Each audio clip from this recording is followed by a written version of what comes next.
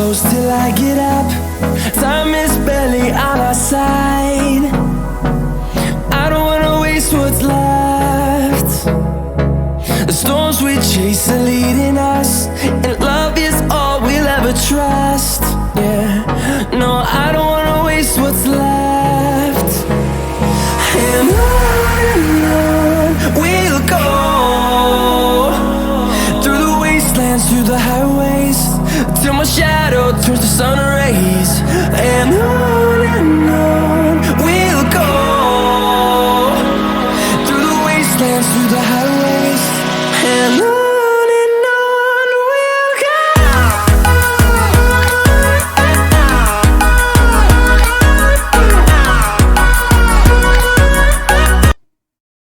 So hello friends, creative comrade में आपका स्वागत है। और आज के इस लेक्चर में हम डिस्कस करेंगे जीएस का पेपर जो यूपीएससी ईपीएफओ का एग्ज़ाम यूपीएससी ईपीएफओ एग्ज़ाम के लिए है।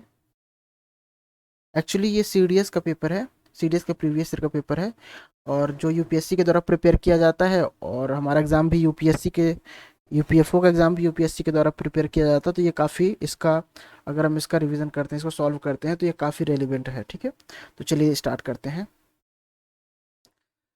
बजट अनुमान 2019-20 के अनुसार संघीय सरकार के कर प्राप्ति के कुछ महत्वपूर्ण स्रोत निम्नलिखित हैं।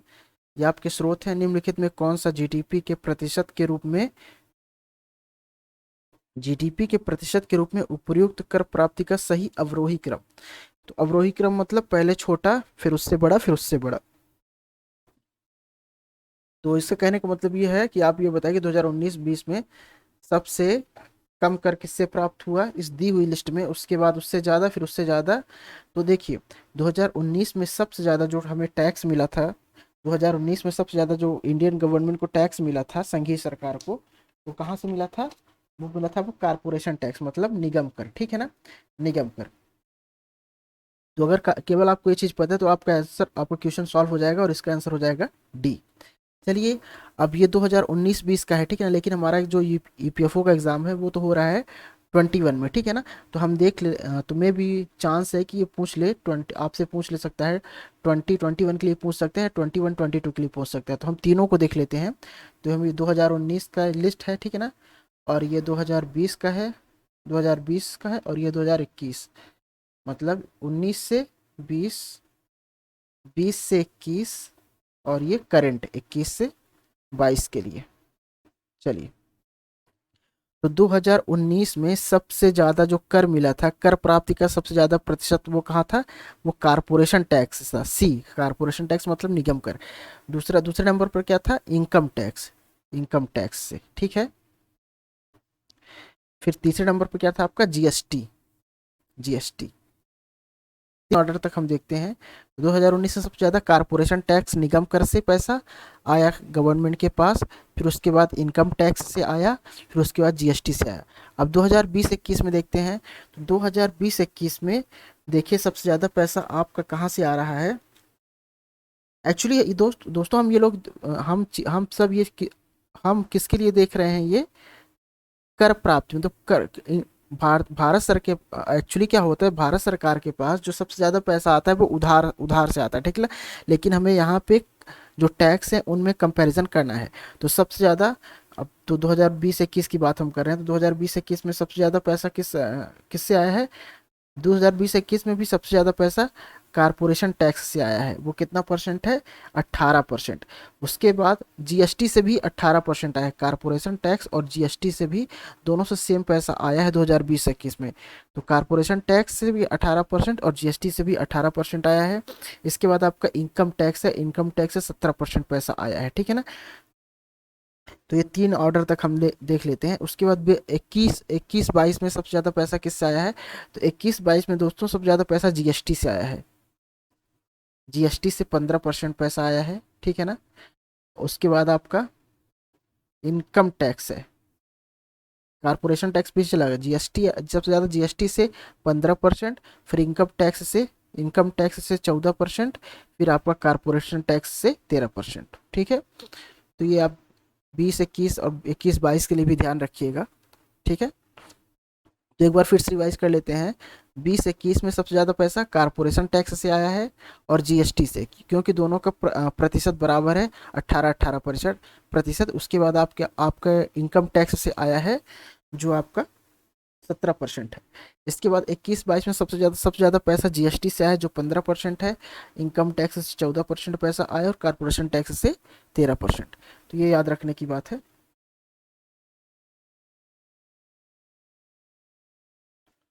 इससे रिलेटेड मैं एक बात आपको और बताना चाहूँगा फ्रेंड्स।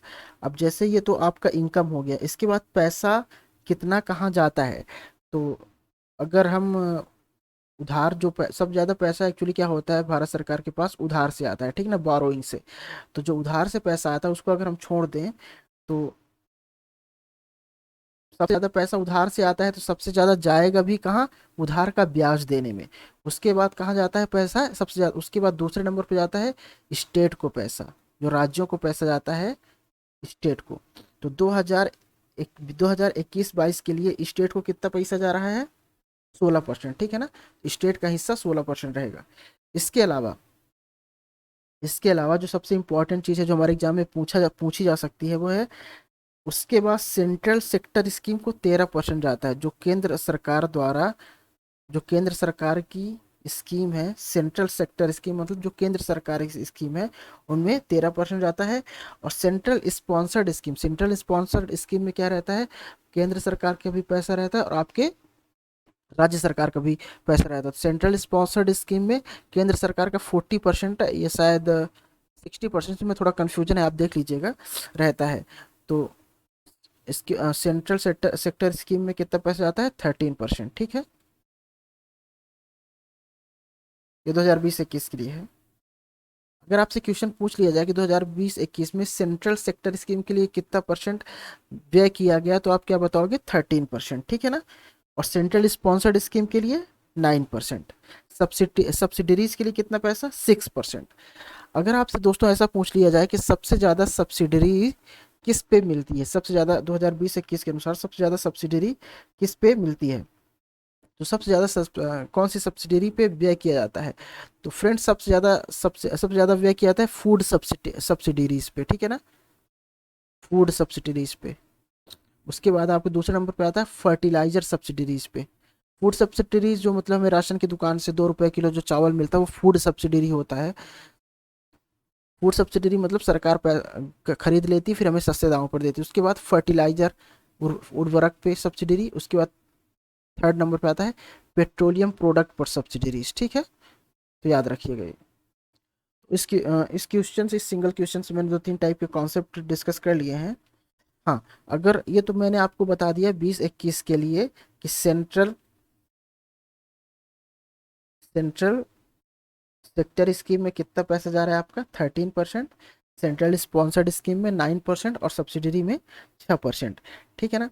अब 2020-21 के लिए देखिए, पूछा जाए आपसे, सॉरी 2021-22 के लिए पूछा जाए कि सेंटर सेक्टर स्कीम में कितना पैसा जा रहा है, कितने परसेंट जा रहा है, तो आप क्या बताओगे, बढ़ गया है दोस्तों, ये बढ़ गया, 14% हो गया है, ठीक है ना।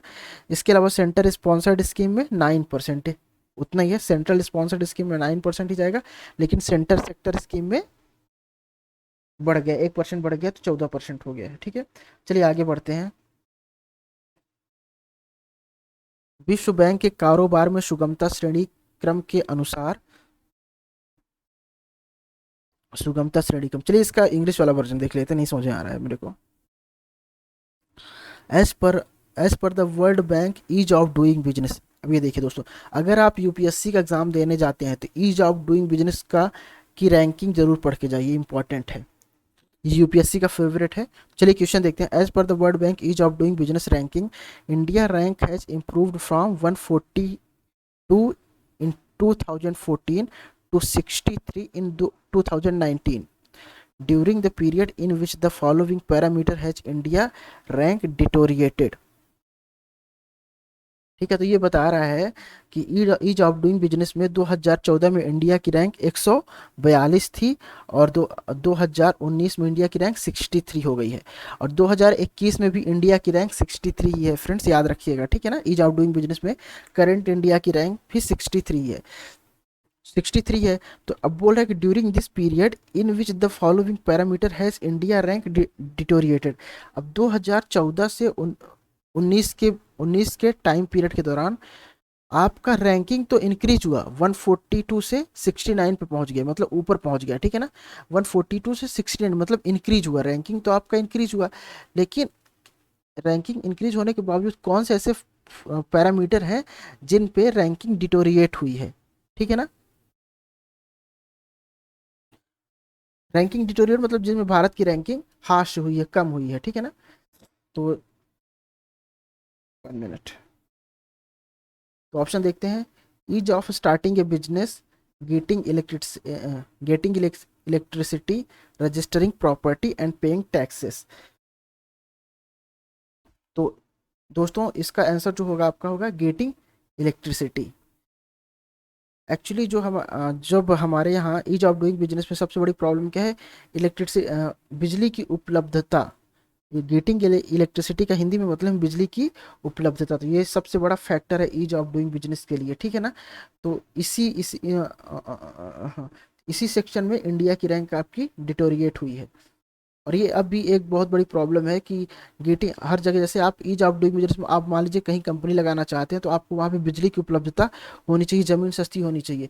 तो ऐसे कंडीशन में क्या होता है, बिजली की सबसे ज़्यादा बिजली की उपलब्धता शहरों में होती है। गाँव, अगर आप गाँव दूर दराज एरिया में जाओ तो वहाँ पर बिजली नहीं मिलती। इसलिए getting electricity is still a big problem for ease of doing business.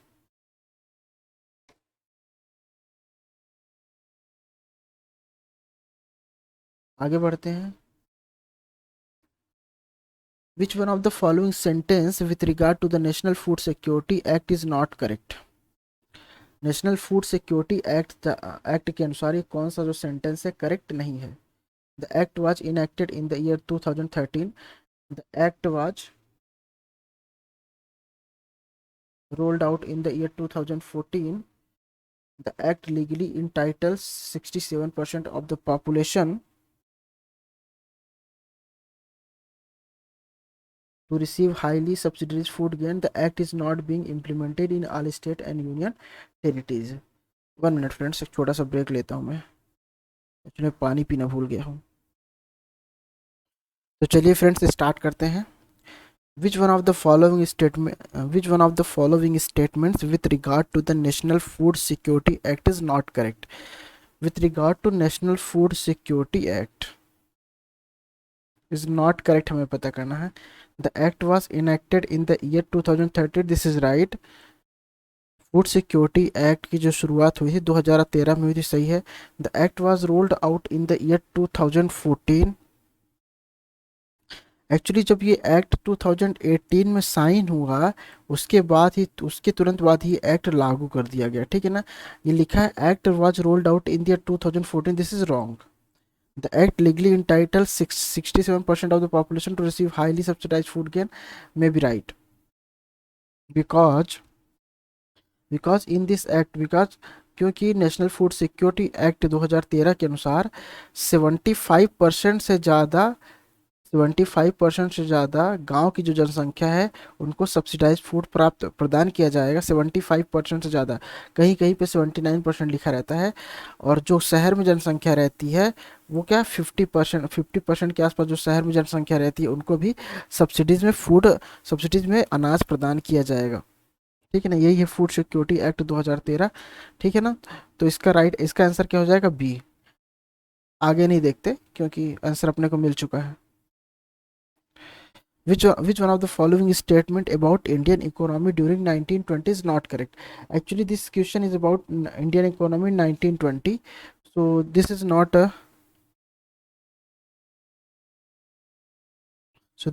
a usual or preferable, but we will read. Okay. Sorry.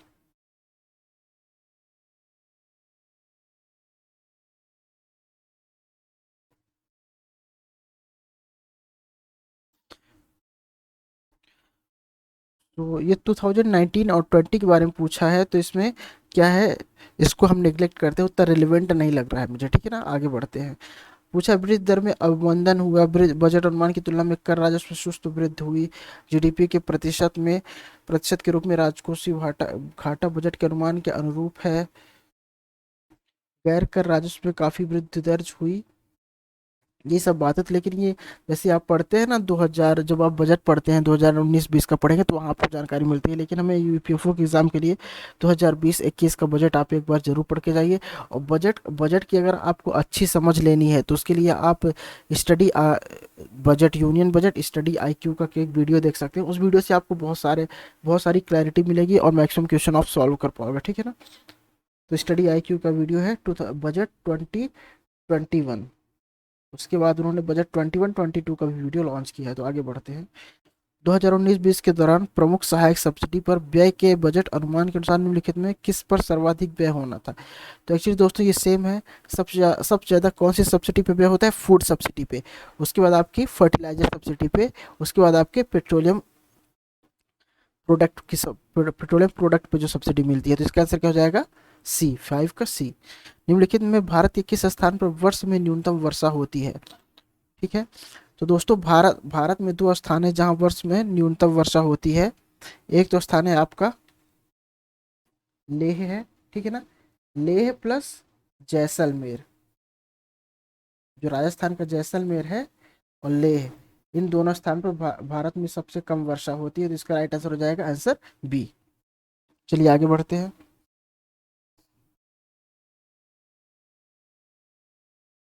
सामान्यतः इमारती लकड़ी की वनस्पति निम्नलिखित में किस क्षेत्र में नहीं पाई जाती? एक्चुअली ये ज्योग्राफी का क्वेश्चन है तो अपन इसको स्किप करते हैं, ठीक है ना, इसको स्किप करेंगे।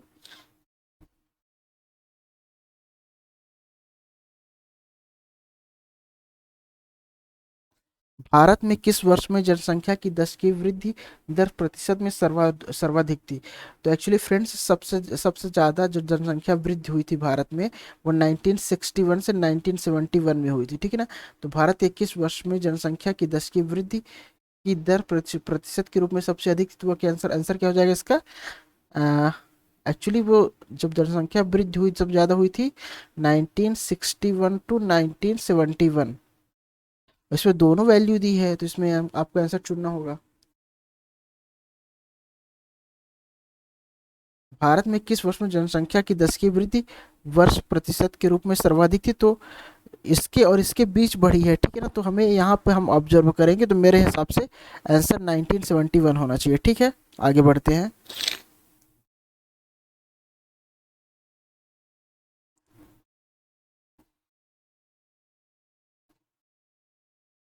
समताप रेखा जो जनवरी माह में भारत को उत्तर दक्षिण लगभग दो समान भागों में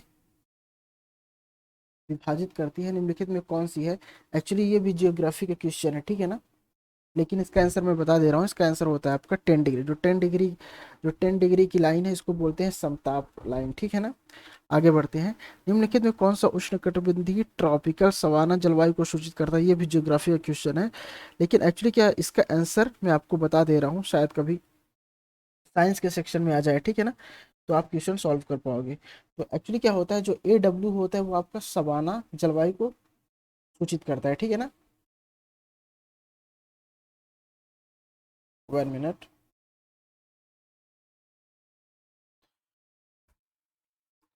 चलिए फ्रेंड्स, तो जो आपका AW होता है वो क्या करता है, सवाना जलवायु को प्रदर्शित करता है। जो CWJ होता है वो क्या बताता है, मानसून टाइप बताता है। और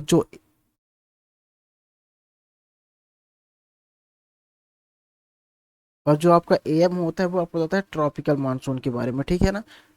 तो एक्चुअली हमारे लिए रेलिवेंट नहीं है, हमारे लिए ये क्वेश्चन भी रेलिवेंट नहीं है। और एक्चुअली इसका आंसर 20 डिग्री सेल्सियस, हम गलती हो गई है मेरे से, ठीक है ना। चलिए आगे बढ़ते हैं। भारत का बृहत्तम भौगोलिक क्षेत्र निम्नलिखित में किस प्रकार की मृदा से आच्छादित है?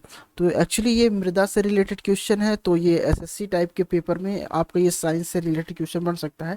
तो इसका आंसर आप जान लीजिए, इंसेप्ट क्या लिखा है, इंसेप्टिसोल इसका राइट आंसर है, ठीक है ना।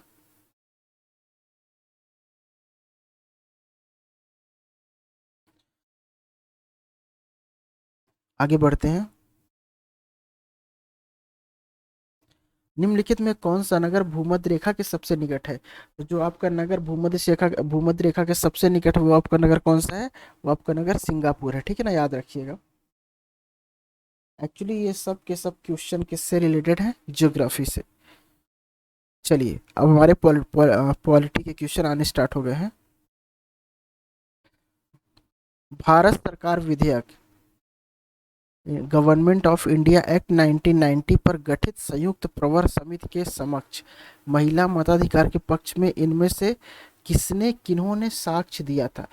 तो दोस्तों ये देखिए, जब 1919 में गवर्नमेंट ऑफ इंडिया एक्ट आया उसमें जो संयुक्त प्रवर समिति गठित हुई के समक्ष महिला मताधिकार के पक्ष में, मतलब महिलाओं को मताधिकार दिया जाना चाहिए, इसके पक्ष में किसने अपनी वोटिंग की थी? तो कौन है? ऑप्शन क्या है आपका? Shrimati Annie Besant, Shrimati Sarojini Naidu, Shrimati Hirabai Tata. तो एक्चुअली दोस्तों जो 1991 में गवर्नमेंट ऑफ इंडिया एक्ट में ये तीनों प्रोमिनेंट लेडी थी, ठीक है ना, श्रीमती एनी बेसेंट, सरोजिनी नायडू और श्रीमती हीराबाई टाटा। तो इन तीनों ने वोट दिया था, इसलिए इसका डायरेक्ट आंसर क्या हो जाएगा? डी, ठीक है ना। निम्नलिखित में किस स्थान पर मिर्जा गुलाम अहमद द्वारा अहमदिया आंदोलन प्रारंभ किया गया था? तो अहमदिया आंदोलन प्रारंभ किया गया था दोस्तों मिर्जा गुलाम अहमद द्वारा गुरदासपुर में, ठीक है ना। टाइम मिले तो अहमदिया आंदोलन के बारे में थोड़ा पढ़ लीजिएगा।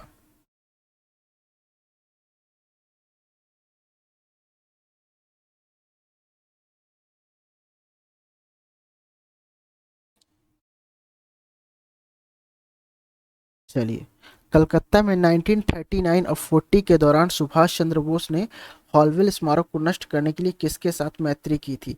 तो एक्चुअली जो हॉलवेल स्मारक था दोस्तों वो जो ब्लैक होल ट्रेजेडी हुई थी, ब्लैक होल ट्रेजेडी जिसमें आपके नवाब सिराजुद्दौला ने कुछ अंग्रेजों को एक छोटे से कमरे में कैद कर दिया था, जिससे सफोकेशन के कारण उनकी जान चली गई थी।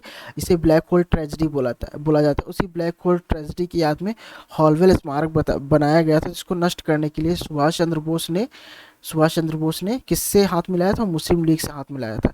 अब सुभाष चंद्र बोस के बारे में कुछ इंपॉर्टेंट बात है दोस्तों। सुभाष चंद्र बोस 2 बार कांग्रेस के प्रेसिडेंट रहे, ठीक है ना। पहली बार जो कांग्रेस के प्रेसिडेंट चुने गए त्रिपुरी अधिवेशन में, ठीक है ना, त्रिपुरी अधिवेशन में। उसके बाद क्या? हरिपुरा अधिवेशन में। ध्यान रखिएगा दोस्तों, हरिपुरा अधिवेशन में। चलिए आगे बढ़ते हैं। इनमें से किसने 1920 में प्रथम all India trade union Congress की स्थापना की? अब देखिएगा, ऑल इंडिया AI, अगर आप कंफ्यूजन हो तो all India trade AITUC trade union of Congress. अब बताइए इसकी स्थापना किसने की थी? तो 1920 में ऑल इंडिया ट्रेड यूनियन की स्थापना लाला लाजपत राय, ठीक है ना, प्लस आपके MN Joshi, Lala Lajpat Rai, MN Joshi plus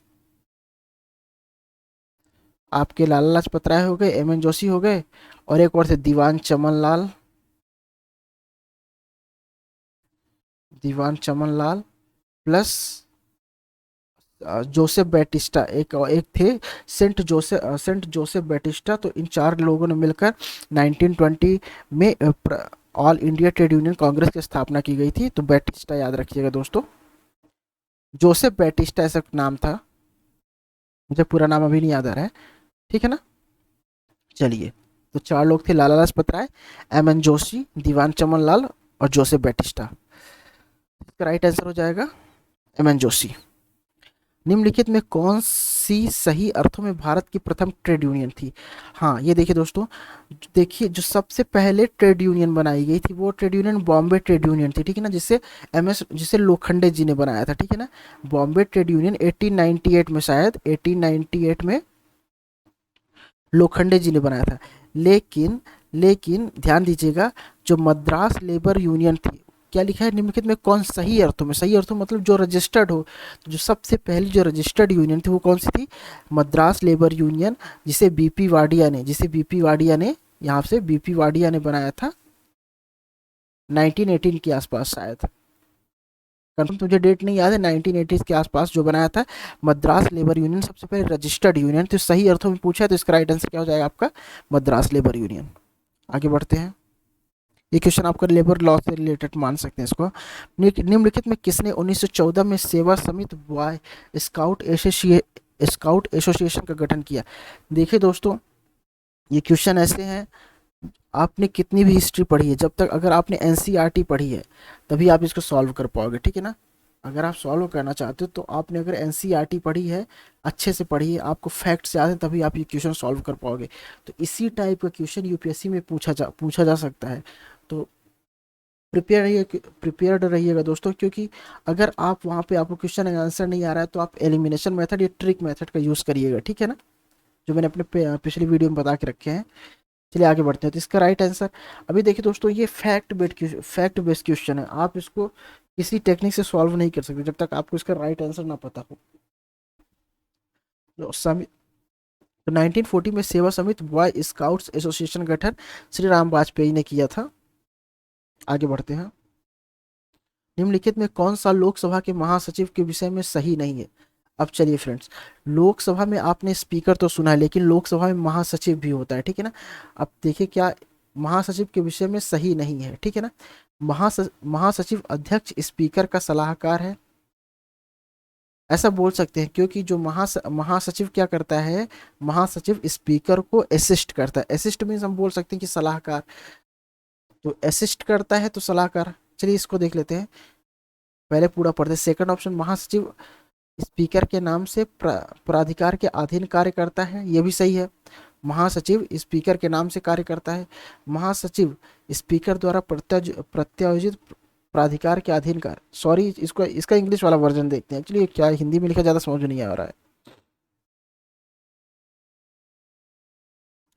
exam में अगर दोस्तों आप हिंदी मीडियम से हो या आप इंग्लिश मीडियम से हो, कभी कभी क्वेश्चन ऐसा होता है कि समझ में नहीं आ रहा है, तो आप दूसरे मीडियम का पेपर देख लिया करो, ठीक है ना। ये भी एक ट्रिक है, ये भी एक चीज़ है। कभी कभी ऐसा होता है कि जैसे आप जो अगर कोई क्वेश्चन इंग्लिश मीडियम में आ गया है और आप उसको हिंदी मीडियम में देखते हैं तो आप उसको समझ जाते हैं आसानी से और आप उसको कर लेते हैं, ठीक है ना, क्वेश्चन सॉल्व हो जाता है। Main purpose, the secretary general is the advisor to the speaker, अभी हम इसको होल्ड पे रखते हैं, ठीक है ना। The secretary general act under the authority in the name of a speaker, ये तो करेक्ट है, क्योंकि सेक्रेटरी जनरल स्पीकर के अथॉरिटी के अंदर काम करता है। The secretary general work under the speaker with delegated authority, ये भी सही है, क्योंकि जो सेक्रेटरी जनरल के साथ सेक्रेटरी जनरल के साथ और भी सदस्य होते हैं, तो यही कहना चाह रहा है, secretary general work under the speaker with delegated authority, ये भी सही है। The secretary general passes order in the name of speaker, ये भी सही है, ठीक है ना। तो इसका the secretary general passes the order in the name of speaker, इससे मेरे को डाउट है फ्रेंड्स, क्योंकि सेक्रेटरी जनरल ऑर्डर पास थोड़ी करता सेक्रेटरी जनरल। एक बात ध्यान रखिएगा, जैसे मान लीजिए आपका स्पीकर अवेलेबल नहीं है तो secretary general as a speaker काम नहीं करता, ये ध्यान रखिएगा, ठीक है ना। सेक्रेटरी जनरल मुझे डाउट है, देख लीजिएगा कि इसमें क्या आंसर होगा। तो इसमें आंसर मुझे लगता है कि यही हो सकता है, the secretary general passes order in the name of speaker, ठीक है ना, मेरे हिसाब से। या फिर ये हो सकता है, दो ही हो सकता है, बाकी है तो दो सही है, देख लीजिएगा आप। चलिए आगे बढ़ते हैं। Who among the following moved the motion of secret sitting session of the assembly 1942, अब ये बताइए, which who among the following moved the motion of secret sitting session of the assembly 1942, तो 1942 में सेक्रेट सिटिंग सेशन का idea किसने दिया था। तो इसका आंसर है फ्रेंड्स, इसका ये देखिए, एक मिनट, इसका आंसर या तो जीवी मावलंकर है या तो ए अयंगार है, ठीक है ना। तो सेक्रेट सिटिंग का इसका मुझे आंसर पता नहीं चल पाया है, तो अगर आप कोशिश करें, अगर आपको मिल जाता है तो आप देख लीजिएगा सेक्रेट सिटिंग का सेशन किसने आयोजित किया था। इन्हीं दोनों में आंसर होगा दोस्तों, जीवी मावलंकर या ए अयंगार, गूगल कर लीजिएगा आप। चलिए आगे देखते हैं।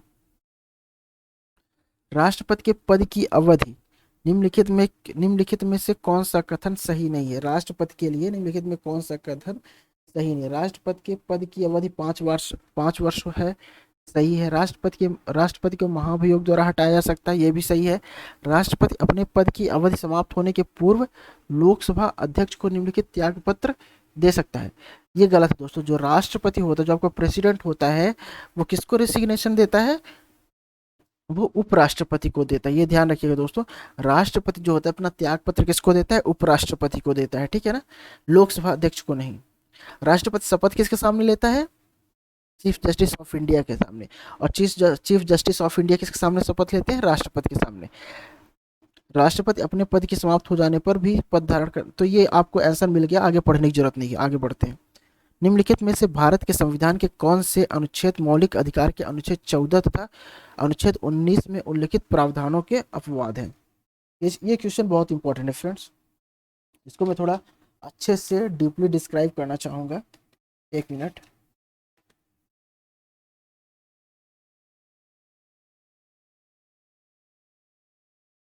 अब ये देखिए क्या बोल रहा है, निम्नलिखित में कौन भारत के संविधान में निम्नलिखित में से भारत के संविधान के कौन से अनुच्छेद मौलिक अधिकार के अनुच्छेद 14 तथा अनुच्छेद 19 में उल्लिखित प्रावधानों के अपवाद हैं? तो पहली बात तो आपको अनुच्छेद 14 पता होना चाहिए और अनुच्छेद 19 पता होना चाहिए, ठीक है ना।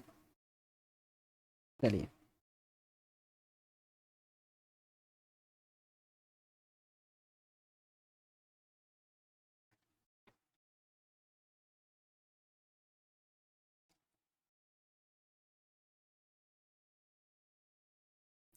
चलिए मैं एक्सप्लेन कर रहा हूँ। अनुच्छेद अनुच्छेद 14 आपका क्या बोलता है? आपका आर्टिकल 14 बोलता है कि विधि की समता और विधियों का समान संरक्षण, मतलब सभी के लिए विधि, कानून सभी के लिए समान है और सबको कानून बराबरी से ट्रीट करेगा, मतलब सबके साथ कानून बराबरी का व्यवहार करेगा, ठीक है ना। और आर्टिकल 19 क्या बोलता है? आर्टिकल 19 बोलता है कि आर्टिकल 19 में 6 फंडामेंटल राइट है, बोलने की स्वतंत्रता, बात संचरण की स्वतंत्रता, उससे रिलेटेड, ठीक है ना। तो अब ये देखिए इसका अपवाद क्या है। आर्टिकल 14, तो आर्टिकल 14 का अपवाद क्या है? आर्टिकल 31A, 31A, सॉरी, एक मिनट। हाँ, तो आर्टिकल 14 का अपवाद क्या है? 31A, 31A।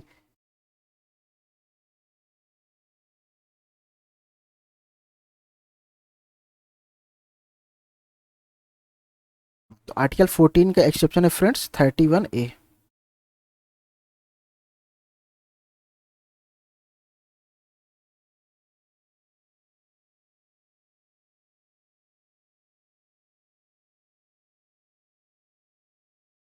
और आर्टिकल 19 का एक्सेप्शन क्या है आपका? 31C, 31C। इसको 31 का हिंदी में का कहते हैं और सी को क्या बोलते हैं? गा बोलते हैं, ठीक है ना। तो इसमें कंफ्यूज मत होइएगा। देखिए अब 31A कहता क्या दोस्तों? 31A आपका आर्टिकल बोलता है कि अगर स्टेट चाहे, राज्य चाहे, तो किसी भी संपत्ति का अधिग्रहण कर सकता है और उसे उसे आर्टिकल 14 के बेस पे चुनौती नहीं दी जा सकती, ठीक है ना। तो आर्टिकल जो, और लेकिन वो अधिग्रहण किस लिए किया जाना चाहिए?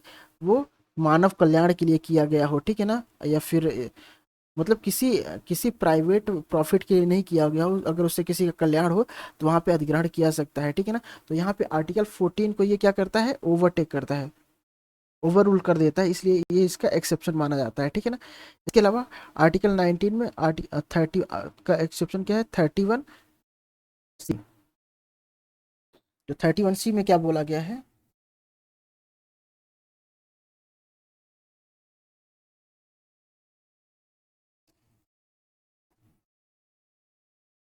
ठीक है ना, 31C में बोला गया है कि किसी राज्य विधानमंडल द्वारा, मतलब किसी राज्य द्वारा, किसी स्टेट द्वारा, किसी गवर्नमेंट द्वारा, ऐसा बोला जाए किसी सरकार द्वारा नीति निर्देशक तत्वों के क्रियान्वयन में, ठीक है ना, नीति निर्देशक तत्वों को लागू करने के लिए अगर कोई भी रूल बनाया जाता है और वह रूल अगर फंडामेंटल राइट 14 या 19 का वायलेशन कर रहा है, मेन 19 का वायलेशन कर रहा है, तो उसे अवैध घोषित नहीं किया जाएगा, ठीक है ना। तो ये ध्यान रखिएगा। तो आर्टिकल जो 31C है वो 19 का एक्सेप्शन हो गया, क्योंकि 19 को ओवर रूल करता है। नहीं समझ आया? कंफ्यूज हो गया अपना। चलिए फिर से एक बार बोलता हूँ। जैसे आर्टिकल 14 आपका बोलता है कि विधि के समक्ष समता और विधियों का समान संरक्षण। मतलब हर एक व्यक्ति को विधि, हर एक व्यक्ति के साथ कानून समान व्यवहार करेगा, सभी कानून के सामने समान है। लेकिन आर्टिकल 31 ये बोलता है कि यदि राज्य चाहे तो किसी भी संपदा, किसी भी प्रॉपर्टी का अधिग्रहण कर सकता है, ठीक है ना। इसके अलावा तो लेकिन वो जो अधिग्रहण करता है वो क्या होना चाहिए, मानव कल्याण के लिए होना चाहिए, किसी विशेष वर्ग के कल्याण के लिए होना चाहिए। तो इस कंडीशन में आप ये नहीं बोल सकते कि भाई मेरे 14 आर्टिकल 14 के अंदर जो मुझे राइट दिया गया है उसका हनन हो रहा है, ठीक है ना। क्योंकि भाई विधि के समक्ष समता मतलब जो कानून के सामने तो सरकार भी समान है, ठीक है ना। तो आप ये नहीं बोल सकते कि मेरे आर्टिकल 14 का हनन हो रहा है, ठीक है ना, ये सरकार मेरे साथ ऐसा कर रही है, तो ये गलत हो जाता है, ठीक है ना। इसके अलावा एक्चुअली मेन पर्पज है कि मानव के कल्याण के लिए जब जमीन का अधिग्रहण किया जा रहा है तो वो गलत नहीं है, ठीक है ना। इसके अलावा जो आर्टिकल 19 बोलता है आपको बोलने की स्वतंत्रता, चलने की स्वतंत्रता, ठीक है ना, आवाज संचरण का अधिकार, नहीं सॉरी, बोलने की स्वतंत्रता, आवाज संचरण का अधिकार, ये सब कई आर्टिकल 19 में आपका अच्छा सिक्स आर्टिकल है, सिक्स स्वतंत्रता है, तो आप देख लीजिएगा। तो अब आर्टिकल 31 गा क्या 31C क्या बोलता है कि अगर अगर सरकार द्वारा, संसद द्वारा कोई भी लॉ बनाया जाता है जो नीति निर्देशक तत्वों को लागू करने के लिए बनाया जाता है, तो उसे आप यह कह के खारिज नहीं कर सकते कि हमारे फंडामेंटल राइट का हनन कर रहा है, ठीक है ना। चलिए ठीक है, आगे बढ़ते हैं। अगर ज़्यादा क्लैरिफिकेशन के लिए आप गूगल कर लीजिएगा या कोई वीडियो देख लीजिएगा। निम्नलिखित में कौन सी अधिकार परीक्षा का आदेश जारी करने की आवश्यकता शर्त नहीं है। अधिकार परीक्षा, इंग्लिश वर्जन देखते हैं। Which of the following is not the necessary condition for the issue of writ of quo warranto. तो अगर आपको क्यू वारंटो की रिट जारी करनी है तो उस समय सबसे मतलब कौन सी कंडीशन ऐसी है जिसमें आप क्यू वारंटो जारी नहीं कर सकते। The office must B public office, ये भी सही है। अगर आप क्यू वारंटो जारी किसी किसी के लिए अगर आप क्यू वारंटो की रिट जारी करना चाहते हैं तो जो ऑफिस है वो पब्लिक ऑफिस होना चाहिए। The office must be created by the statue और by the constitution statute, sorry the office must be created by the statute और बाय द कॉन्स्टिट्यूशन इटसेल्फ, ये भी सही है। जो आपका है जिस पद पे आप कार्य कर रहे हो तो वो कॉन्स्टिट्यूशन के थ्रू क्रिएटेड होना चाहिए, तभी आप क्यों वारंट जारी कर सकते हो। The office must not be the substantive one, ये गलत है। ऑफिस क्या होना चाहिए आपका, सब्सटेंटिव वन होना चाहिए, ठीक है ना। इसका राइट आंसर ये हो जाएगा। पूर्ति पढ़ लेते हैं। There have been a contravention of the constitution और a statute in appropriating such a person to that office. There has been a contravention of the constitution or a statute in the appropriating such person to that office. चलिए हिंदी वाला भी version देख लेते हैं, ये नहीं समझ में आया। हाँ, ऐसे व्यक्ति द्वारा वह पद संभालने से संविधान अथवा कानून का उल्लंघन हुआ, ठीक है ना। ये देखिए, तो इसका आंसर ये हो जाएगा निश्चित रूप से, वो जो सब्सटेंट होना चाहिए ना दोस्तों, यही वाला इसका आंसर हो जाएगा। The office must not be A substantive one, ठीक है। तो रिट कौन जारी करता है, चलिए रिट के बारे में थोड़ा और डिस्कस कर लेते हैं। तो अगर क्वेश्चन आ जाए कि रिट कौन कौन जारी कर सकता है, तो रिट हमारा कौन, सुप्रीम कोर्ट रिट जारी करता है, लेकिन आपका हाई कोर्ट भी आपका रिट जारी करता है। सुप्रीम कोर्ट कौन से आर्टिकल के अंतर्गत रिट जारी करता है, बताइए, पता है क्या।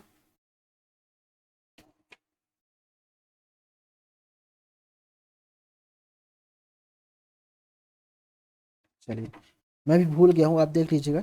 Supreme court writ supreme court और हाई कोर्ट दोनों जारी कर सकते हैं। आप आर्टिकल देख लीजिए किस किस आर्टिकल के अंतर्गत सुप्रीम कोर्ट रिट जारी करता है और किस आर्टिकल के अंतर्गत आपका हाई कोर्ट रिट जारी करता है, ठीक है ना। चलिए आगे बढ़ते हैं।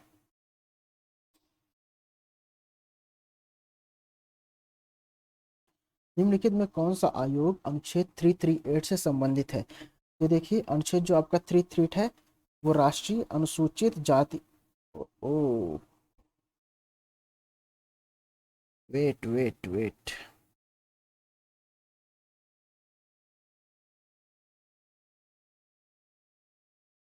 तो चलिए फ्रेंड्स स्टार्ट करते हैं। एक्चुअली लैपटॉप की बैटरी ख़त्म हो रही थी तो इसको चार्ज में लगाना था। चलिए, हाँ तो कहाँ थे अपन। निम्नलिखित में कौन सा आयोग अनुच्छेद 338 से संबंधित है। देखिए, राष्ट्रीय अनुसूचित जाति आयोग, अनुसूचित जनजाति आयोग। तो ये आप इसको कैसे याद करोगे। देखिए फ्रेंड्स, जो आपका आर्टिकल 338 है ना, वो शेड्यूल्ड ट्राइब के लिए, ठीक है ना। मतलब national commission for scheduled tribe, ठीक है ना। तो जो राष्ट्रीय अनुसूचित जनजाति आयोग रिलेटेड है आर्टिकल 338 से, ठीक है ना। अब मेरे को ये कैसे याद था, क्योंकि मेरे को इतना याद है कि जो आर्टिकल 338 है वो रिलेटेड था आपके असम मेघालय। तो मुझे ऐसा याद था कि आर्टिकल 338 असम मेघालय में लगता है। तो असम मेघालय में क्या है, मैक्सिमम क्या है, मैक्सिमम ट्राइब्स है, ठीक है ना। तो इसलिए वहाँ से मैंने थोड़ा दिमाग लगा के याद किया कि राष्ट्रीय अनुसूचित जनजाति आयोग 338 से रिलेटेड है, ठीक है ना। अगर आप चाहें तो आप गूगल करके राष्ट्रीय अनुसूचित जाति आयोग के लिए आर्टिकल देख सकते हैं, लेकिन इट्स नॉट इम्पॉर्टेंट। आगे बढ़ते। 12 अगस्त किस दिवस के रूप में मनाया जाता है। अब फ्रेंड्स अब इसके बारे में तो मेरे को जानकारी नहीं है, 12 अगस्त किस दिवस के रूप में मनाया मनाया जाता है। आप इसको गूगल कर लीजिएगा। निम्नलिखित में किस देश ने उस चक्रवात का नाम निसर्ग दिया था जिसने जून 2020 में महाराष्ट्र और गुजरात के तटीय क्षेत्रों का विनाश किया था। ये भी गूगल करने लायक क्वेश्चन है फ्रेंड्स। आगे बढ़ते हैं।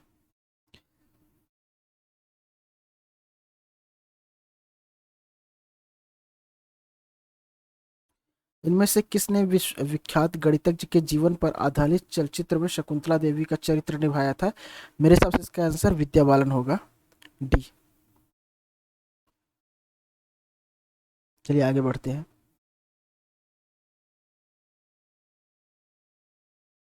अच्छा क्वेश्चन आ रहा है। जीसी मुर्मू जिनको अगस्त 2020 में भारत का नियंत्रक या महालेखा परीक्षक मतलब सीएजी नियुक्त किया गया था। इसके पूर्व निम्नलिखित में से किस केंद्र शासित प्रदेश के उपराज्यपाल थे। तो जो गिरीश चंद्र मुर्मू जी थे जिनको 2020 में सीएजी बनाया गया, तो कहाँ के उपराज्यपाल थे फ्रेंड्स। तो वो आपके जम्मू एंड कश्मीर के उपराज्यपाल थे, ठीक है ना। जम्मू एंड कश्मीर के उपराज्यपाल थे। इसके अलावा जो गिरीश चंद्र मुर्मू कौन से नंबर के सीएजी बने हुए हैं, 14 नंबर के अपने सीएजी हैं, ठीक है ना। 14 नंबर के सीएजी है गिरीश चंद्र मुर्मू जी, ठीक है ना। इसके अलावा भी नरेंद्र मोदी जी के प्रिंसिपल सेक्रेटरी भी रह चुके हैं, ठीक है ना। तो ये ध्यान रखिएगा। कौन से सीएजी है, 14 नंबर के सीएजी हैं। कहाँ के एलजी थे, जम्मू एंड कश्मीर के। निम्नलिखित में किस राज्य में खेलो इंडिया यूथ गेम्स का चौथे संस्करण की आयोजना, सो क्या पढ़ रहा हूँ यार, सॉरी। निम्नलिखित में किस राज्य में खेलो इंडिया यूथ गेम्स के आयोजन की योजना है। गूगल कर लीजिएगा इसको फ्रेंड्स। निम्नलिखित में कौन सा प्रवाल वित्त द्वीप नहीं है। ये आपका जियोग्राफी का क्वेश्चन है, इसको स्किप करते हैं। निम्नलिखित में किस देश के साथ 1415 से भारत का निरंतर व्यापार अधिशेष रहा है। निरंतर व्यापार अधिशेष इसका मतलब सरप्लस रहा होता है, सरप्लस। जैसे दोस्तों, जब आप जो भारत का ट्रेड होता है फॉरेन फॉरेन कंट्री से, तो या तो सरप्लस होता है तो डेफिशिएट होता है। तो चीन के साथ तो भारत का डेफिशिएट है, हर एक आदमी जानता है, ठीक है ना। जर्मनी ज़्यादा नहीं पता, सऊदी अरब और संयुक्त राज्य अमेरिका। तो ध्यान रखिएगा दोस्तों, सबसे ज़्यादा ट्रेड जो ट्रेड सरप्लस है वो हमारा किसके साथ है, संयुक्त राज्य अमेरिका के साथ है। उसके बाद हमारा सबसे उससे उसके बाद हमारा सरप्लस किसके साथ है, सऊदी अरब। इन दोनों के साथ ट्रेड सरप्लस है हमारा, लेकिन सबसे ज़्यादा ट्रेड सरप्लस संयुक्त राज्य अमेरिका के साथ है, ठीक है।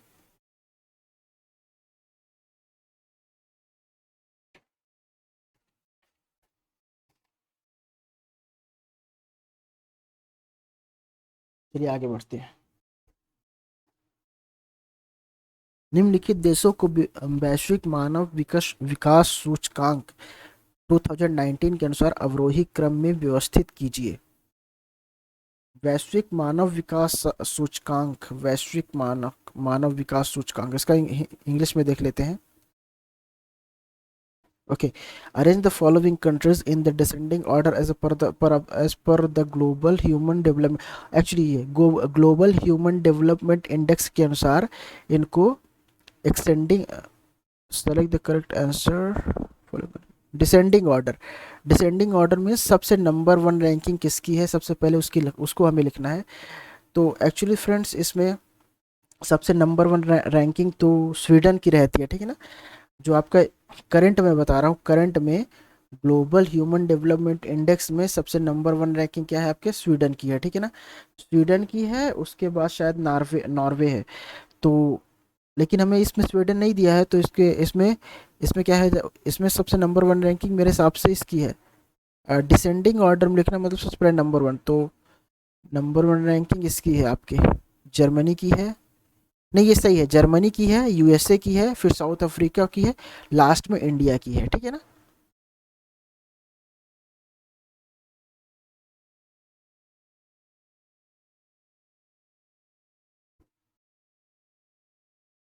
चलिए आगे बढ़ते हैं, इसका राइट आंसर हो जाएगा ये। अगर आप गूगल करना चाहो तो आप देख सकते हैं कि इंडिया की करंट रैंकिंग क्या है यूएनडीपी में।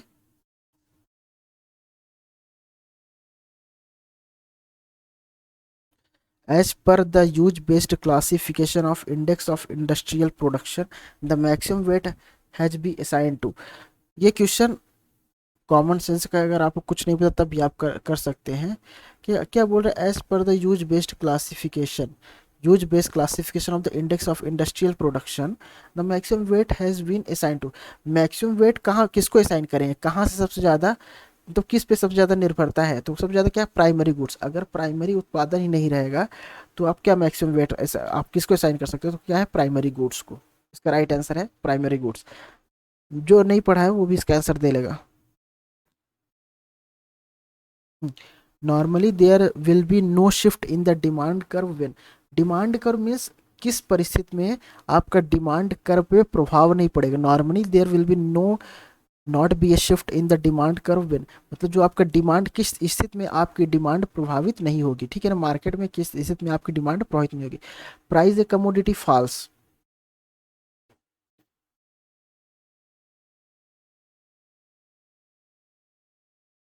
नॉट पता करना है, ठीक है ना। नॉट मतलब किस परिस्थिति में आपका डिमांड प्रभावित नहीं होगा। Price of commodity falls, consumer want to buy more at given price, average income rise, population grows. Population grow होगा तो डिमांड डिमांड बढ़ेगी, ये गलत हो गया। Price of commodity falls, price अगर कम होगा तभी किसी चीज़ का अगर प्राइस कम हो जाता है तो क्या डिमांड बढ़ जाती है, बताइए।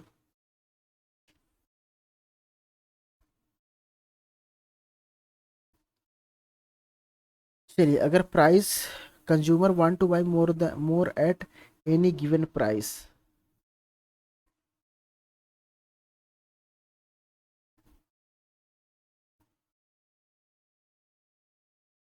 Consumer want to buy more at any given price, तो कंज्यूमर जब दिए हुए प्राइस पे ज़्यादा खरीदना चाहेगा तो उस समय भी आपका आपका क्या हो जाएगा, डिमांड बढ़ जाएगा। जैसे मान लीजिए इसमें कोविड का टाइम चल रहा है और लॉकडाउन लगाने का टाइम आ रहा है। जब लॉकडाउन लगाएगा तो गवर्नमेंट, आपका जो कस्टमर है वो ज़्यादा खरीदने की कोशिश करेगा। जब ज़्यादा खरीदने की कोशिश करेगा तो उस समय क्या हो जाएगा, आपका डिमांड बढ़ जाएगा।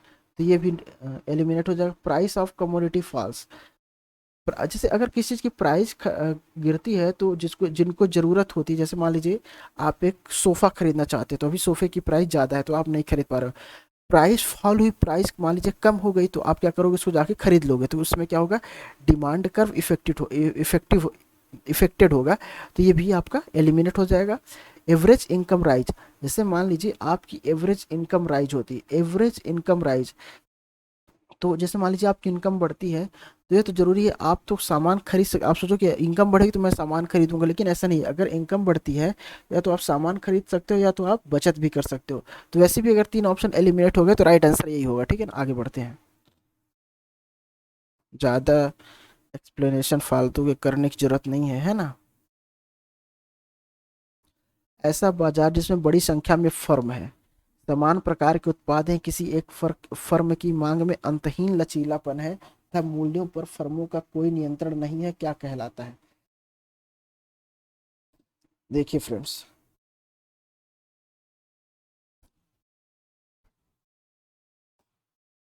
बाजार सॉरी बाजार में बहुत सारे फर्म हैं।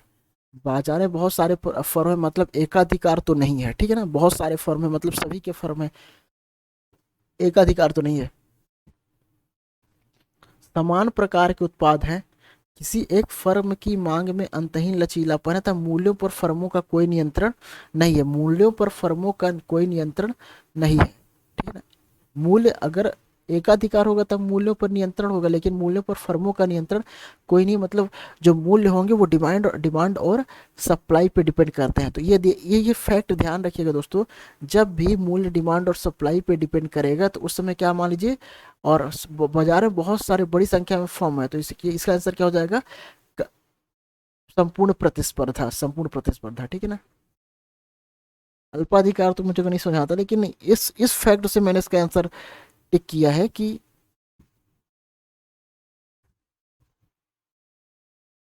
ठीक है। आगे बढ़ते हैं।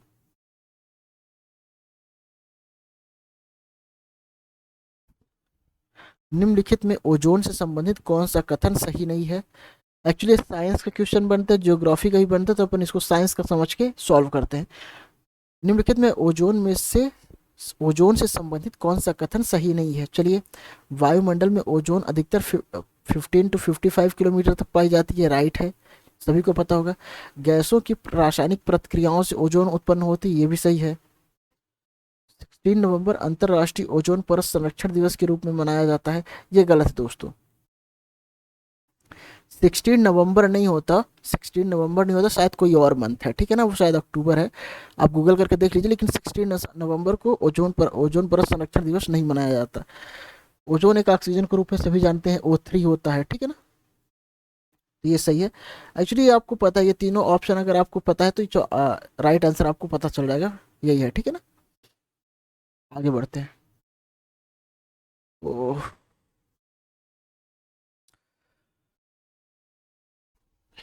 ये क्वेश्चन आप जनरल नॉलेज बेस पे सॉल्व कर सकते हो दोस्तों, अगर आपको नहीं पता तब भी आप, एक्चुअली ये क्वेश्चन इसका आंसर मेरे को पता नहीं था, लेकिन मुझे ऐसा लगा कि इसका आंसर यही होना चाहिए और इसका आंसर सही निकल गया शायद। अगर आप हॉलीवुड मूवी देखते हो ना, तो वहाँ पे कभी कभी इसका सीन दिखाया जाता है, जहाँ पे मॉलिब्लेडनम की खदान है, वहाँ का सीन दिखाया जाता है कभी कभी, तो वहाँ से मेरे को आइडिया लगा। मॉलिब्लेडनम का सर्वाधिक उत्पादन करने वाली क्लाइमेक्स खान कहाँ स्थित है? संयुक्त राज्य अमेरिका में। इसका आप इमेज देखिएगा दोस्तों, ये आपको हमेशा के लिए याद हो जाएगा। निम्नलिखित में कौन सा भारत का एक संघ राज्य क्षेत्र भौगोलिक क्षेत्रफल की दृष्टि से सबसे छोटा है? अब ये बताए, आपको ये बताना है कि इसमें सबसे छोटा यूनियन टेरिटरीज कौन कौन सा है? सिंपल से सभी को पता है, ये तो लक्षद्वीप है, ठीक है ना, जनरल नॉलेज टाइप का क्वेश्चन है। ब्यूनस ब्यूनस आयर्स और मांटेवीडियो किस नदी के किनारे स्थित है? के एक्चुअली ये तो अपने जियोग्राफी का क्वेश्चन है। ब्यूनस आयर्स और मांटेवीडियो किस नदी के किनारे, चलिए इसको लीव करते हैं, ठीक है ना, पता भी नहीं है मेरे को।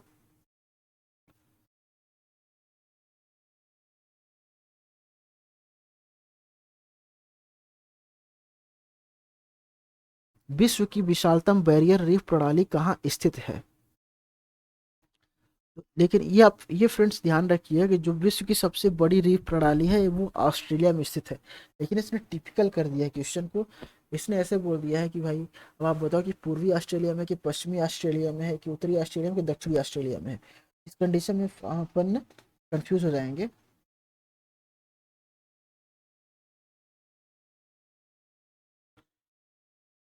तो आप इसका अगर चाहे तो गूगल कर सकते हैं, लेकिन ये जियोग्राफी का क्वेश्चन है तो इसको लीव भी कर सकते हैं। इनमें से 19 शताब्दी में सतपत्र श्रृंखला किसने लिखी है? तो ये क्वेश्चन दोस्तों देखिए फैक्ट वाइज है, और ये क्वेश्चन मेरे को नहीं आ रहा था, ठीक है ना। MG रानाडे, BG तिलक, बंकिम चंद्र चटर्जी और GH देशमुख, बताइए। तो इसका राइट आंसर है फ्रेंड्स जीएच देशमुख ने शतपत्र श्रृंखला लिखी थी 19वीं शताब्दी में, ठीक है ना। तो इस टाइप, तो ये देखिए क्वेश्चन का लेवल कैसा है। अगर क्वेश्चन ऑब्जेक्टिव वाइज पूछ रहा है तो क्वेश्चन काफी डीप जाके पूछेगा दोस्तों, उसका आंसर करना काफी मुश्किल होगा, ठीक है। तो अगर तो ये क्वेश्चन वही कर सकता है जिसने दोस्तों एनसीईआरटी पढ़ी हुई है, ठीक है ना। आप इसको किसी भी ट्रिक या किसी भी तुक्के से तो सॉल्व नहीं कर सकते, गलत हो जाएगा, ठीक है ना। इसके लिए तो नॉलेज होना जरूरी है। आगे बढ़ते हैं, 1 मिनट, एक छोटा सा ब्रेक लेते हैं फ्रेंड्स। चलिए फ्रेंड्स, तो शतपत्र श्रृंखला किसने लिखी थी? जीएच देशमुख ने लिखी थी, ठीक है ना। आगे बढ़ते हैं। अगर आपका इच्छा हो तो आप गूगल करके देख सकते हैं कि शतपथ श्रृंखला किसके बारे में थी, ठीक है ना। कांग्रेस नरमपंथियों द्वारा निम्नलिखित में कौन सी मांग नहीं रखी गई? शस्त्र अधिनियम का निरसन। एक्चुअली हाँ, ये सिंपल सा क्वेश्चन है फ्रेंड्स, अगर आपने हिस्ट्री पढ़ी तो आप इसको कर सकते हैं। सार्वभौमिक वयस्क मताधिकार का अधिकार, ये आपके जो मॉडरेट थे उन्होंने मांगा था। शस्त्र अधिनियम का निरसन, केवल अंग्रेज हथियार रखते थे, भारतीयों को अधिकार रखने का, हथियार रखने का अधिकार नहीं था, इसकी भी मांग मॉडरेट्स ने की थी। अस्थाई बंदोबस्त सेटलमेंट का विस्तार, सेना में भारतीयों के लिए ऊंचे पद, ये भी बात है क्योंकि जो आपके सोल्जर्स थे तो हमेशा वो नीचे ही पोस्ट पे रह जाते थे, ठीक है ना। तो इसके लिए भी उन्होंने मांग की थी अस्थाई बंदोबस्त का विस्तार। अब ये अगर ये नहीं है, ये नहीं, तो आंसर यही होना चाहिए फ्रेंड्स, आंसर यही होना चाहिए फ्रेंड्स। लेकिन एक्चुअली क्या था कि अस्थाई बंदोबस्त के विस्तार की भी मांग की गई थी, ठीक है ना। क्या हुआ था कि अब लेकिन वो मांग मॉडरेट्स ने की थी या किसने की थी इसके बारे में तो मैं कंफर्म नहीं हूँ। लेकिन क्या होता था कि अस्थाई बंदोबस्त के विस्तार की मांग की गई थी क्योंकि बाकी अस्थाई बंदोबस्त में क्या होता था, अगर एक बार फिक्स कर दिया गया तो कई सालों के लिए वही रेट रहता था, ठीक है ना। इससे थोड़ा किसानों को प्रॉफिट होता था। वो जमीन भी जमींदार के पास काफी समय तक रहती थी, तो आदमी उसमें क्या करना, उसमें इन्वेस्ट करने की सोचता था, ठीक है ना। तो इसलिए इसको विस्तार करने की बात की गई थी। लेकिन यहाँ पे हमारा आंसर यही होगा, ठीक है ना। निम्नलिखित में किसने Mohammedan Anglo oriental defence association 1893 की स्थापना की? किसने Mohammedan Anglo Anglo oriental defence की स्थापना की दोस्तों? वो कौन है? सर सैयद अहमद खान। सर सैयद अहमद खान ने थियोडर बेग के साथ मिलकर Mohammedan Anglo oriental defence association की स्थापना की, जिसका उद्देश्य मुस्लिम संप्रदाय के लोगों को शिक्षा प्रदान, उच्च शिक्षा प्रदान करना था, ठीक है ना, अंग्रेजी शिक्षा प्रदान करना था। तो मेन इसको स्थापना करने वाले कौन से थे? कौन थे? सर सैयद अहमद खान। प्रथम विश्व युद्ध के उपरांत त्रिवेणी संघ किसने बनाया था? त्रिवेणी संघ दोस्तों राजपूत और यादव ने मिलकर बनाया था, ठीक है ना। त्रिवेणी सिंह आपके राजपूत और यादव ने मिलकर बनाया था और इनको कुर्मी कुर्मी कुशवाहा कुशवाहा और यदुवंशियों यादवों ने मिल जो ज्वाइन किया था, इसलिए क्या हो गया था? त्रिवेणी संघ, ठीक है ना। तो किसने बनाया था? राजपूत और यादव ने मिलकर बनाया था, इसमें कुर्मी कुशवाहा और यदुवंशी भी शामिल थे, ठीक है ना। चलिए, इनमें से किसने अक्टूबर 1925 में सबसे पहले सेंट्रल प्रोविंस में मंत्री पद स्वीकार किया था? चलिए इसका आंसर बताइए, सेंट्रल प्रोविंस में मंत्री पद सबसे पहले किसने स्वीकार किया था? इसका आंसर है फ्रेंड्स एसबी तांबे। एसबी तांबे ने सेंट्रल प्रोविंस में सबसे पहले मंत्री पद स्वीकार किया था। एक्चुअली जब 1924 में जब असहयोग आंदोलन बंद किया गया चौरा चौरी घटना के बाद, तो क्या हुआ उस समय कांग्रेस के कुछ लोगों ने सोचा कि जो चुनाव होने वाला, क्यों ना लेजिस्लेटिव चुनाव में भाग लेते हैं और लेजिस्लेटिव असेंबली वहां पे जाके अपनी बात रखते हैं, तो ठीक है ना। तो इसके पक्ष में कुछ लोग थे और कुछ लोग इसके विपक्ष में थे। तो यहीं से मोतीलाल नेहरू और चित्तरंजन दास ने स्वराज पार्टी बनाई थी और उन्होंने चुनाव में भाग लिया था, ठीक है ना। तो इसमें उसके एक महत्वपूर्ण सदस्य क्या थे?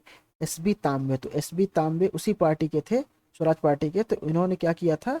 सबसे पहले मंत्री पद स्वीकार किया था।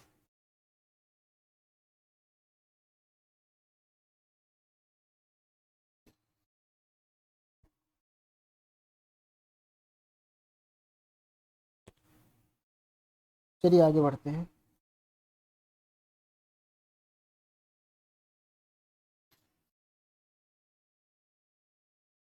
यस, इनमें से किन्होंने national liberation federation liberal party बनाया? चलिए आप बताइए, जिन्होंने लिबरल पार्टी बनाया। आप ऑप्शन पढ़ते हैं, Motilal Nehru plus C R Das, Mohammad Ali plus C R Das, T B Sapru और M R Jayakar C R Das. देखिए दोस्तों, मोतीलाल नेहरू और सी आर दास ने मिलकर कौन सी पार्टी बनाई थी? स्वराज पार्टी, लिबरेशन पार्टी नहीं। तो ये तो गलत हो गया आपका। मोहम्मद अली और सी आर दास, टीवी सप्रू और एम आर जयकर और सी आर दास। अब यहाँ पे हम देखेंगे फ्रेंड्स, एक्चुअली क्या हुआ था, जब आपका मॉन्टेग्यू चेम्सफोर्ड रिफॉर्म आया था 1980 में, ठीक है ना, मॉन्टेग्यू चेम्सफोर्ड रिफॉर्म आया था, तो उस समय कांग्रेस दो आइडियोलॉजी में डिवाइड हो गई थी, ठीक है ना। तो कुछ लोग कांग्रेस से कुछ लोगों ने एक नेशनल लिबरेशन फेडरेशन बनाया, ठीक है ना। अब नेशनल लिबरेशन फेडरेशन बनाने में कौन कौन लोग थे? आपकी स्वराज पार्टी के जो मेन चीफ थे, सॉरी, इसको बनाया किसने? मेन बनाने वाले कौन थे? सुरेंद्र नाथ बनर्जी। अब इसमें और शामिल थे, तेज बहादुर सप्रू भी शामिल थे, प्लस इसमें शामिल थे श्रीनिवास शास्त्री जी शामिल थे, प्लस इसमें शामिल थे आपके एम आर जयकर। तो ध्यान रखिए दोस्तों, मॉन्टेग्यू चेम्सफोर्ड रिफॉर्म के बाद जब कांग्रेस दो भागों में डिवाइड हो गया, डिवाइड नहीं हुआ, दो आइडियोलॉजी में, मतलब दो तरह के लोग हो गए कि दो दो विचारों को मानने वाले। एक्चुअली कांग्रेस डिवाइड नहीं हुआ, ध्यान रखिए दोस्तों, उनकी दो आइडियोलॉजी बन गई। तो उनमें से कुछ लोगों ने प्रेरित होकर क्या बना लिया? नेशनल लिबरेशन फेडरेशन बनाया, लिबरल पार्टी बनाया, ठीक है ना। इसमें सुरेंद्र नाथ बनर्जी, तेज बहादुर सप्रू और श्रीनिवास शास्त्री और एम आर जयकर प्रमुख थे।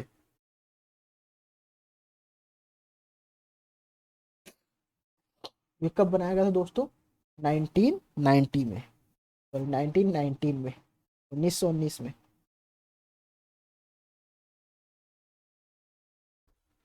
चलिए आगे बढ़ते हैं।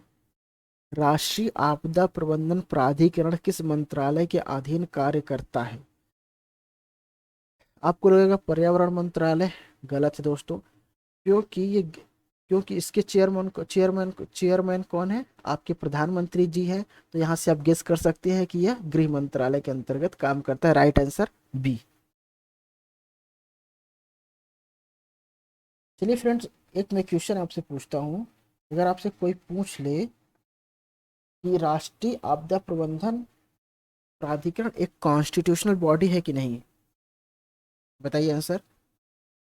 ध्यान रखिएगा दोस्तों, राष्ट्रीय आपदा प्रबंधन प्राधिकरण एक कॉन्स्टिट्यूशनल बॉडी नहीं है, ठीक है ना।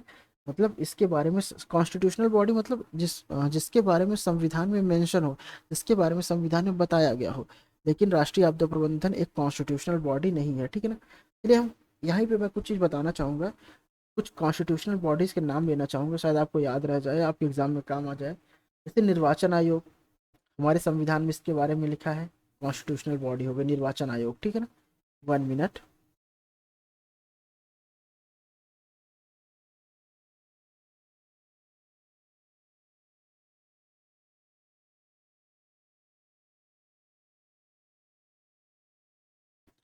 चलिए,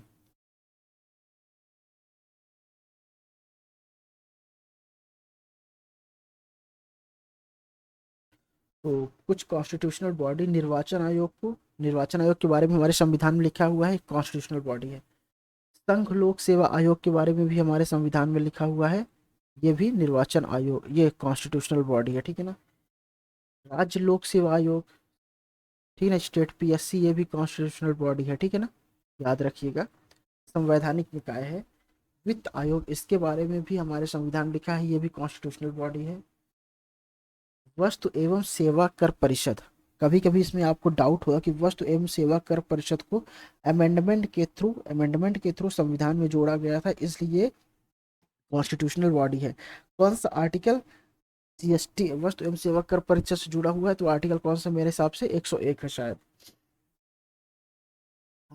अब अनुसूचित जातियों, जनजातियों और पिछड़ा वर्ग के लिए जो आयोग है, इसके बारे में भी संविधान में मेंशन है, तो ये भी क्या है? आपके कॉन्स्टिट्यूशनल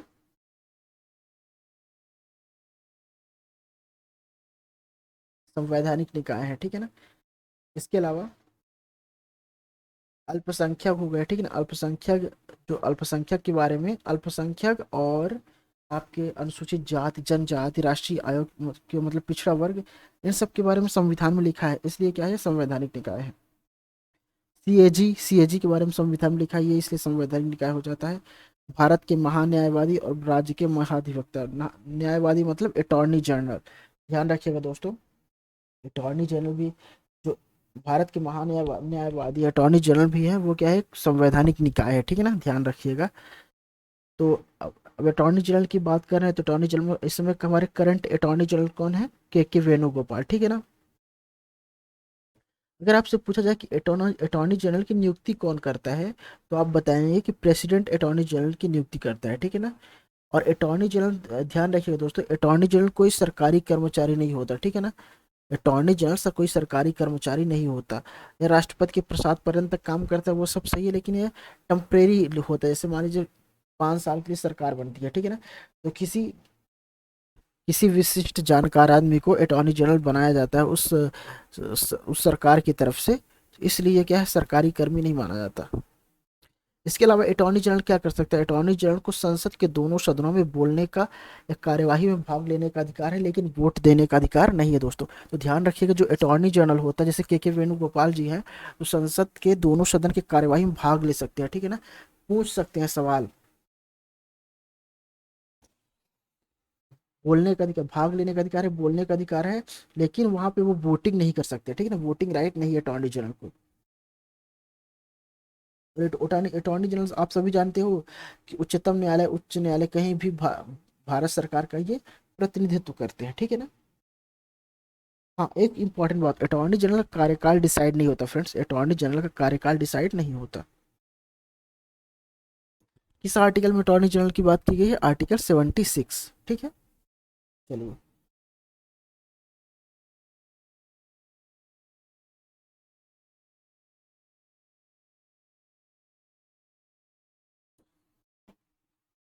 सप्त क्रांति का समाजवादी विचार किसके द्वारा प्रस्तावित था। इस क्वेश्चन का आंसर फ्रेंड्स वही कर पाएंगे जिन्हें जर्नल नॉलेज में थोड़ा इंटरेस्ट है।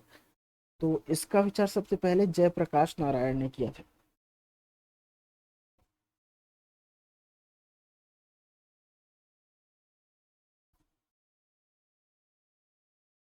ओके फ्रेंड्स, तो सप्त क्रांति का विचार किसने दिया था, सप्त क्रांति का विचार आपके जेपी जी ने दिया था, ठीक है ना।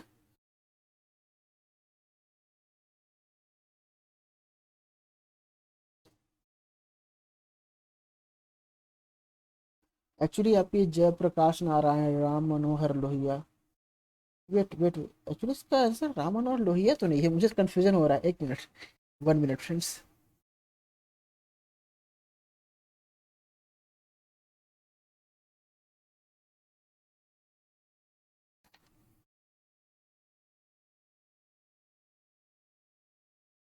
या इसका जो सप्त क्रांति का विचार था, ये राम मनोहर लोहिया ने दिया था। एक्चुअली ये दोनों सेम सेम विचारधारा के नेता, इसलिए मुझे यहाँ पे डाउट हो गया था, सॉरी।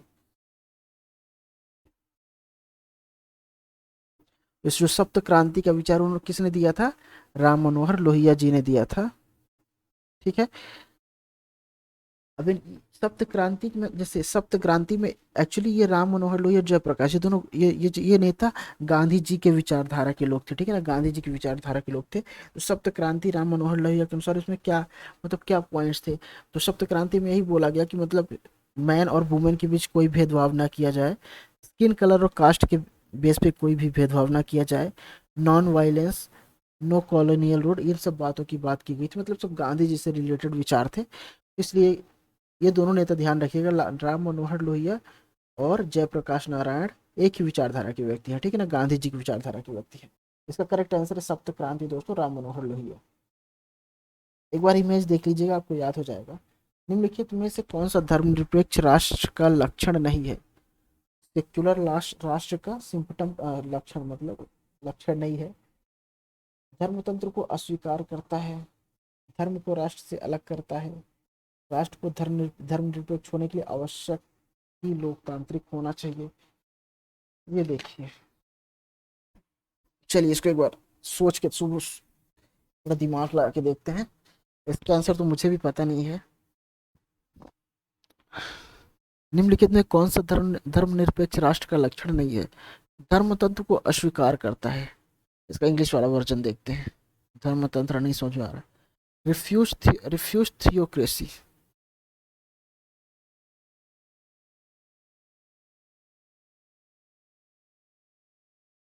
तो जो सेक्युलर स्टेट है, थियोक्रेसी को रिफ्यूज तो हर कोई कह रहा है दोस्तों, क्योंकि थियोक्रेसी एक डिफरेंट थिंग है, ठीक है ना।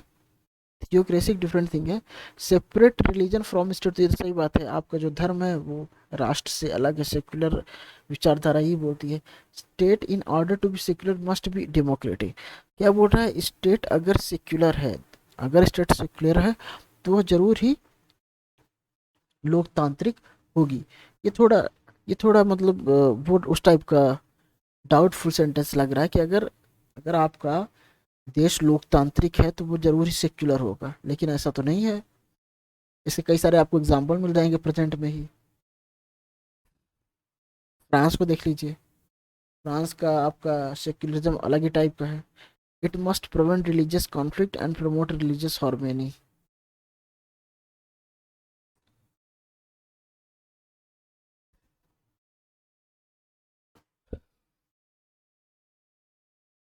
तो इसका आंसर हो जाएगा दोस्तों C. Right answer is C. Actually friends नींद आ रही है, 2 बज चुके हैं। थोड़ा सा ब्रेक लेते हैं, आराम करते हैं फ्रेंड्स, उसके बाद स्टार्ट करेंगे।